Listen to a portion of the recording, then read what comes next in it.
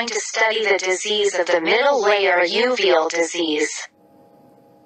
The anterior chamber, AC, is the space between the cornea and the iris.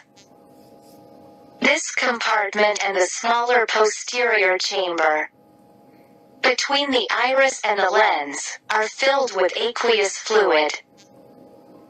Many ocular conditions, especially inflammation in the anterior segment, produce changes in the aqueous and AC.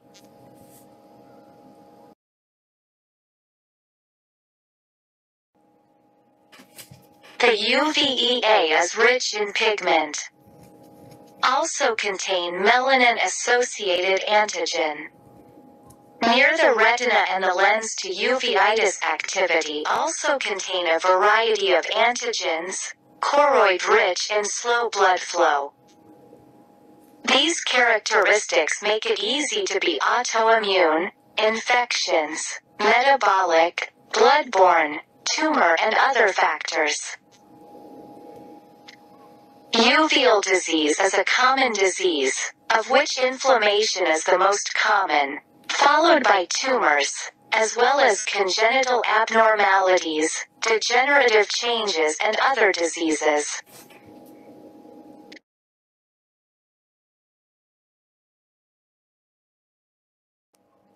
Let's look at the outline. First, uveitis, which includes anterior uveitis, intermediate uveitis, posterior uveitis, panuveitis. Second, some specific uveitis, which includes sympathetic ophthalmia, VKH syndrome, anterior uveitis associated with ankylosing spondylitis, Behçet's syndrome, Fuchs syndrome, Arn's syndrome. Last, tumor and congenital diseases of uvea. Includes iris cyst, malignant melanoma of the choroid, metastatic carcinoma of the choroid, uveal coloboma. Anterior uveitis is the focus of this chapter. Definition of uveitis. Uveitis used to refer to the inflammation of the uveitis itself. But at present, in the international community, usually includes the uveitis, retina, retinal blood vessels and vitreous inflammation. There are people who also classify the inflammation of the visual papilla as uveitis.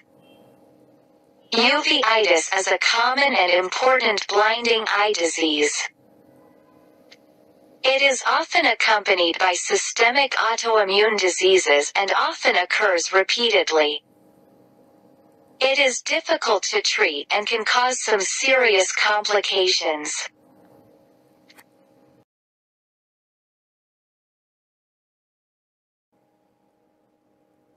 Cause of uveitis. 1. Infection factors. Bacteria, fungi, viruses, parasites, rickettsia, etc. Can cause inflammation by directly invading the uveal retina, retinal vessels or ocular contents.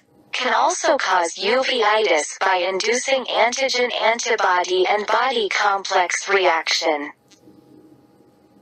And can also cause immune reaction and inflammation by cross-reaction, molecular simulation, between pathogens and human body or ocular tissue.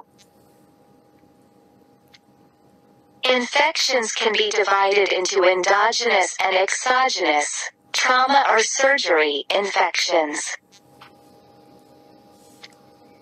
2. Autoimmune factors. Antigens in normal ocular tissues, such as retinal S antigen, vitamin A binding protein between photoreceptors, melanin-related antigen, etc., are recognized by the immune system and cause immune response through Th17 cells, interleukin-23, interleukin-17, and or it is also one of the important mechanisms that Th1 cells and their cytokines cannot effectively inhibit the immune response.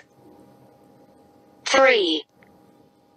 Trauma and physiochemical injury mainly cause uveitis by activating arachidonic acid metabolites. Arachidonic acid forms prostaglandins and thrombophilia A2 under the action of cyclooxygenase and leukotrienes and other inflammatory mediators under the action of lipoxygenase. These mediators can cause uveitis, and inflammation can lead to antigen exposure, resulting in autoimmune inflammation. 4. Immunogenetic mechanism has found that many types of uveitis are related to specific HLA antigens. For example, uveitis associated with ankylosing spondylitis is closely related to HLA-B27 antigen. Recently, VKH has been found to be related to HLA-B51, HLA-B5, HLA-DR4, and other genes. Besset disease is related to IL-10, IL-23R, -12RB2, STAT4, and other genes.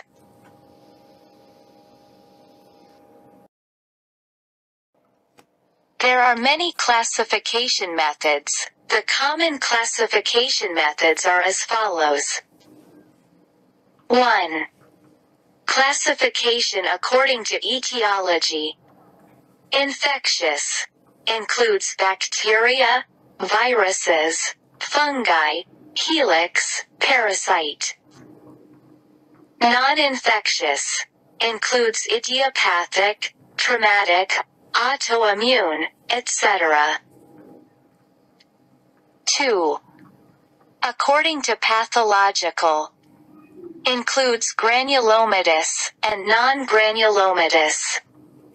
Uveitis is considered granulomatous if there are Busacca nodules in the iris stroma, large greasy, mutton fat, keratic precipitates, large vitreous snowballs, or choroidal granulomas. 3. According to anatomical site, includes anterior uveitis, intermediate uveitis, posterior uveitis, and panuveitis. Anterior uveitis includes iritis and iridocyclitis. Intermediate uveitis includes cyclitis, vitritis, and parsplenitis. Posterior uveitis includes retinitis and choroiditis. Panuveitis, inflammation of all parts of the uvea. 4. Episodes are considered to be short if they last for less than 3 months. Long or chronic if they last longer. Acute less than 3 months. Greater than 3 months is chronic. In clinical practice, these 3 classification methods are often used together for more accurate diagnosis and evaluation of treatment effect.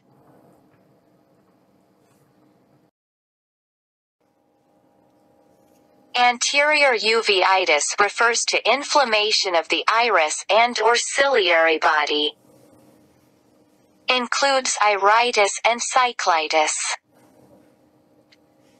Symptoms of acute inflammation can appear pain, photophobia, tearing, floaters, decreased vision.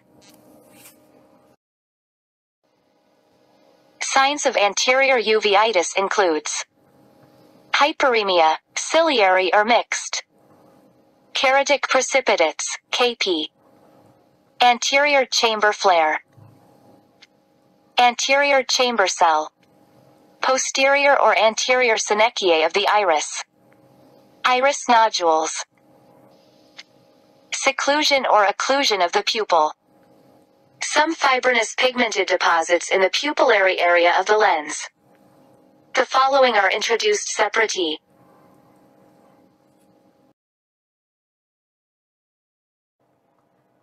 The first sign is hyperemia.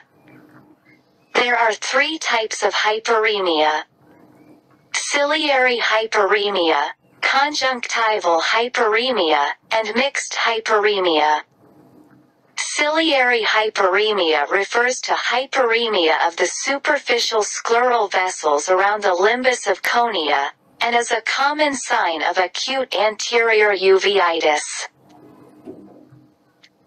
But keratitis, acute angle closure glaucoma, can also cause this kind of congestion. Should pay attention to identify.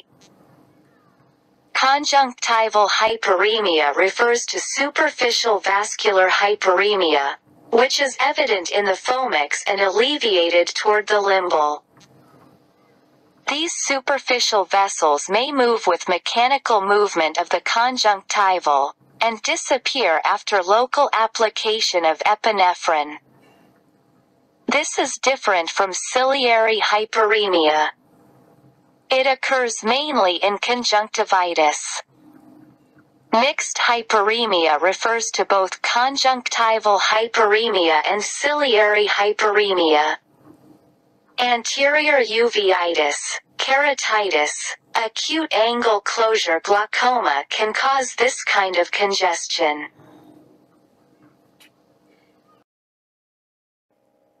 Let's look at the 3 pictures. The first picture is what kind of hyperemia? Ciliary hyperemia. Hyperemia of the superficial scleral vessels around the limbus of cornea. The second picture is what kind of hyperemia? Conjunctival hyperemia. It's superficial vascular hyperemia. And the last one is mixed hyperemia. Both conjunctival hyperemia and ciliary hyperemia.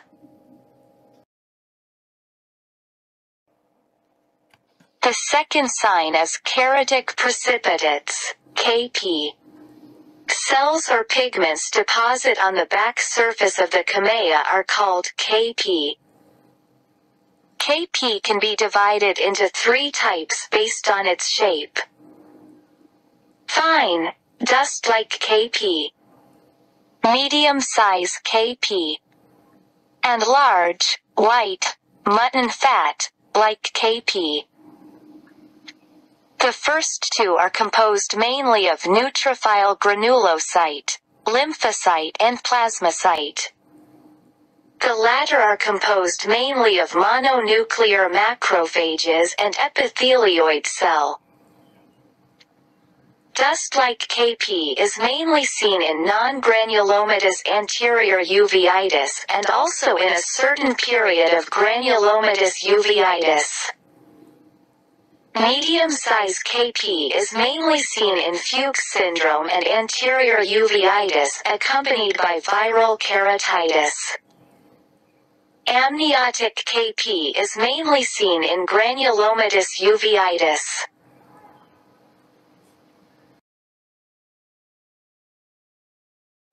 Brown pigmented KP indicates old standing. Light-colored KP indicates recent affection. Look at the pictures. Fine, dust-like KP. Medium-size KP. Large, white, mutton fat, like KP.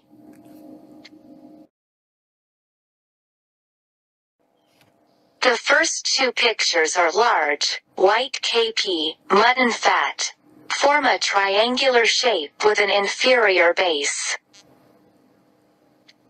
The third picture is fine dust like KP. And the last picture is brown pigmented KP indicates old standing.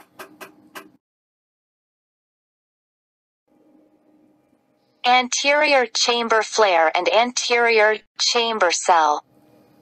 The exudation from iris vessels due to the disruption of the blood-aqueous barrier, composed of proteins, Tyndall phenomenon, inflammatory cells. Cell and flare refers to the presence of cells and increased protein in the aqueous fluid. The cells are usually white blood cells, but sometimes they are red blood cells, tumor cells or pigment cells. Aqueous cells and flare are caused by breakdown of the blood-aqueous barrier due to infection, inflammation from uveitis, trauma, scleritis, or keratitis, and post-operatively after eye surgery.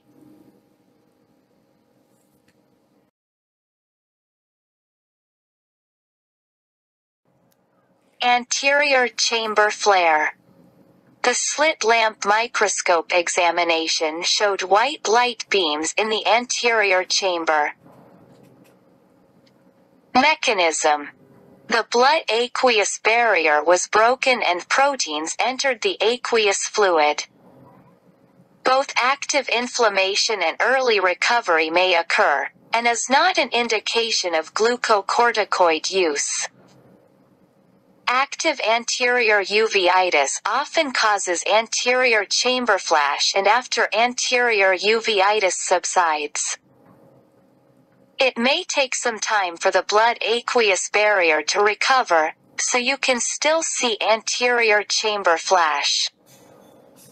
Acute angle closure glaucoma and ocular contusion can also lead to a breakdown of the blood-aqueous barrier. Anterior chamber flash, therefore, is not necessarily indicative of active inflammation, and is not an indication of glucocorticoid use. Anterior chamber cell. The slit lamp examination showed gray and white dust particles of the same size. Mechanism.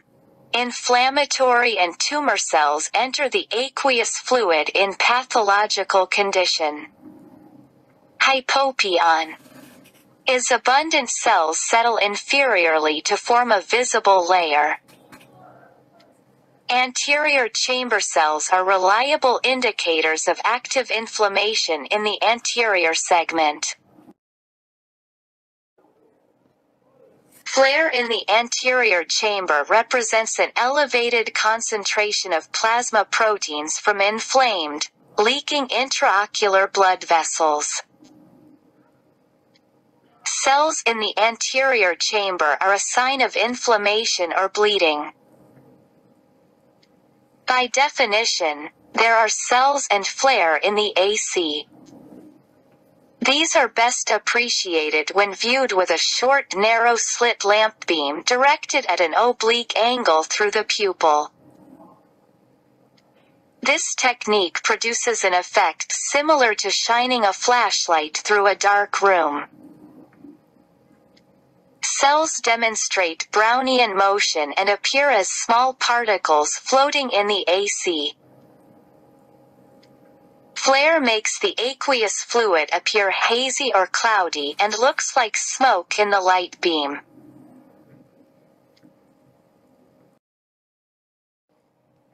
Severe flare is a fibrinous exudate that has a jelly-like or plasmoid appearance.